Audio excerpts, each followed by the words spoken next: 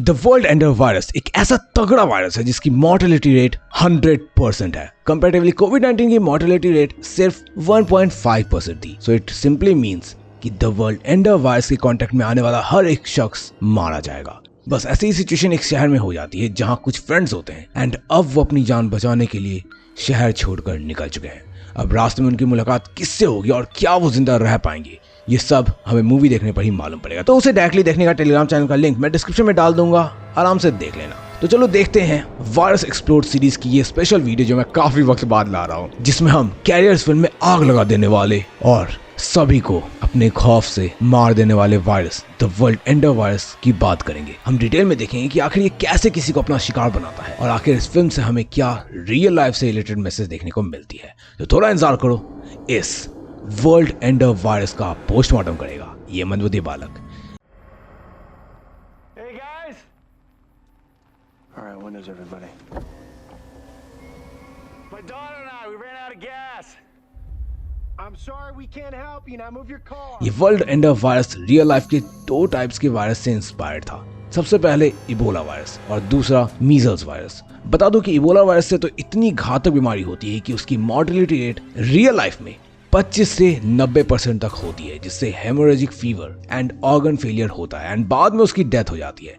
World ender virus is basically just the ultra pro max version of Ebola virus. इसके incubation period में ज्यादा वक्त नहीं लगता और इनको जान लेने में भी ज्यादा वक्त नहीं लगता है, जैसा कि जितने भी सिंगल स्टैंडर्ड आरएनए वायरसेस यानी कि फिलोवायरसेस में होता है। वायरन के स्पेसिफिक सेल रिसेप्टर्स में अटैच होने के साथ ही वर्ल्ड एंडर वायरस का फैलना भी शुरू हो जाता है, जिसके बाद cellular membrane and viral envelope आपस में फ्यूज करते हैं। इसके बाद सेल से जुड़े हुए सभी वायरस एसिडिक एंडोजाइम्स और लाइसोम्स तक ट्रैवल करते हैं, जहां वायरल एनवेलप ग्लाइकोप्रोटीन स्प्लिट होते हैं। ये प्रोसेस वायरस को सेलुलर प्रोटीन से बाइंड करने को अलाउ करता है, जिससे ये इंटरनल सेलुलर मेम्ब्रेन के साथ फ्यूज करने को एंड वायरल न्यूक्लियोकैप्सिड को रिलीज करने के लिए भी रेडी हो जाता है। वर्ल्ड एंडर वायरस का स्ट्रक्चरल ग्लाइकोप्रोटीन वायरस के टारगेट सेल्स को बाइंड करने की एबिलिटी और उन्हें इन्फेक्ट करने की एबिलिटी के लिए रिस्पॉन्सिबल होता है। वर्ल्ड एंडर वायरस जिस भी सेल को अटैक करता है उसमें बहुत तेजी से खुद को रेप्लिकेट करता है, जिसमें monocytes, macrophages, dendritic cells, liver cells, fibroblast जैसे और भी कुछ इंक्लूडेड होते हैं।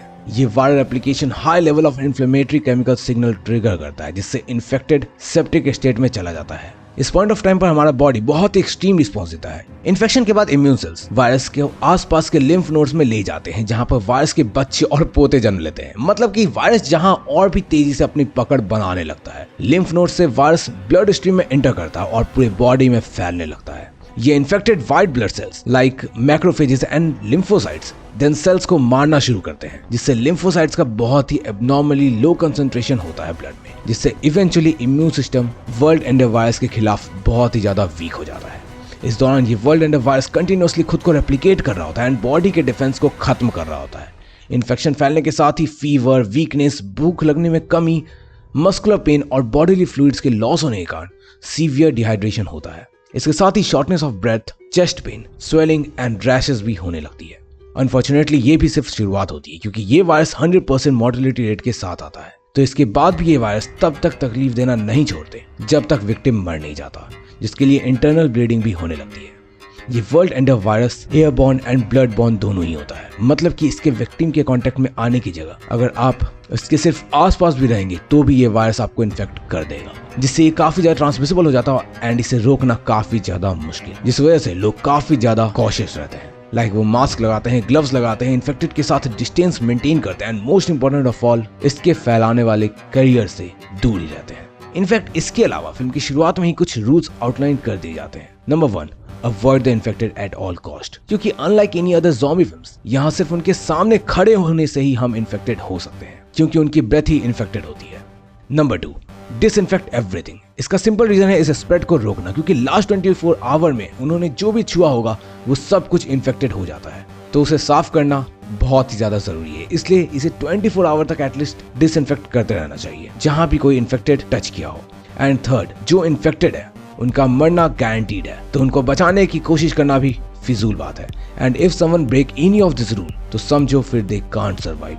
अब देखो, इस वर्ल्ड एंडर वायरस के बारे में तो काफी कुछ हम जान गए, लेकिन मूवी कैसी है उस बारे में अब हम जानते हैं। लेकिन उससे पहले टेलीग्राम पर हमारा डिस्कशन ग्रुप बना हुआ है जहां पर तुम लोग जा करके virus, pathogens, zombies, upcoming zombie films and इनसे रिलेटेड और भी कई चीजों के बारे में बात कर सकते हो।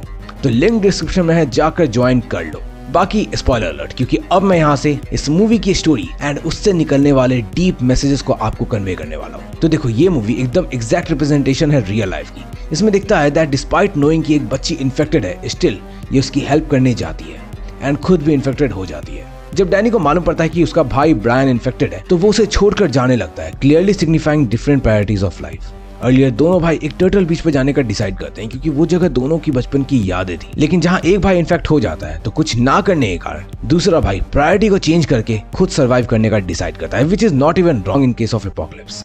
This zombie movie is one of its kind. इसमें तुम्हें ज़ॉम्बीज नहीं दिखते हैं बाकी फिल्मों की तरह, बल्कि इन्फेक्टेड पीपल तुम्हारी रूह कपा देने के लिए काफी है, जो कहीं से भी कन्वेंशनल ज़ॉम्बी जैसा बिहेव भी नहीं करते हैं। ये मोर लाइकली एक डिस्टोपियन रिप्रेजेंटेशन है उस वक्त का, जब ऐसा कुछ वायरस फैलना शुरू होगा। सिमिलरली जैसा हमने कोविड में देखा था, अबैंडन्ड स्ट्रीट्स, खत्म हो चुकी मोरालिटी एंड सर्वाइव करने की हंगर, लोग अपनी जान बचाने के लिए किसी भी हद तक जा सकते हैं।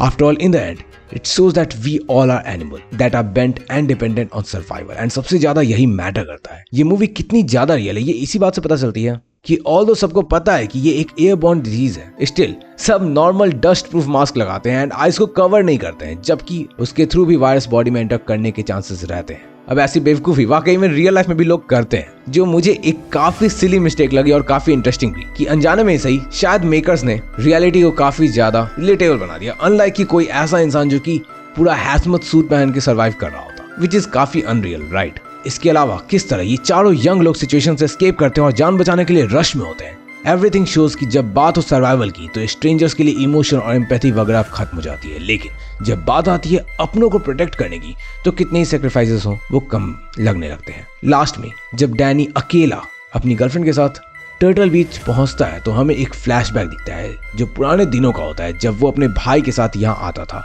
और काफी चीजें हैपनिंग सी थी। लेकिन अब जब सब कुछ खत्म हो चुका है, तो अब यहाँ एक एम्प्टीनेस है जो फील नहीं हो सकता है। यहाँ पर कुछ तो वॉइड है, कुछ ऐसा जो कि कभी भी अब पूरा नहीं हो सकेगा, क्योंकि अब उसने अपने भाई को खो दिया है, और जो मेमोरी उसके लिए उसके भाई के साथ इंपॉर्टेंट थी, अब वो भी यहाँ नहीं है। इसी के साथ ये मूवी एक बहुत इंपॉर्टेंट मैसेज के साथ खत्म हो जाती है और एक बहुत ही डिप्रेसिंग नोट पर एंड होती है कि लाइफ की कोई भी वैल्यू नहीं है अगर उस लाइफ के हैप्पी एंड सैड मोमेंट्स को शेयर करने के लिए आपके पास लोग ना हो। वैसे तुमने अगर ये मूवी देख रखी तो ये फिल्म तुम्हें कैसी लगी कमेंट करके जरूर बताना। बाय।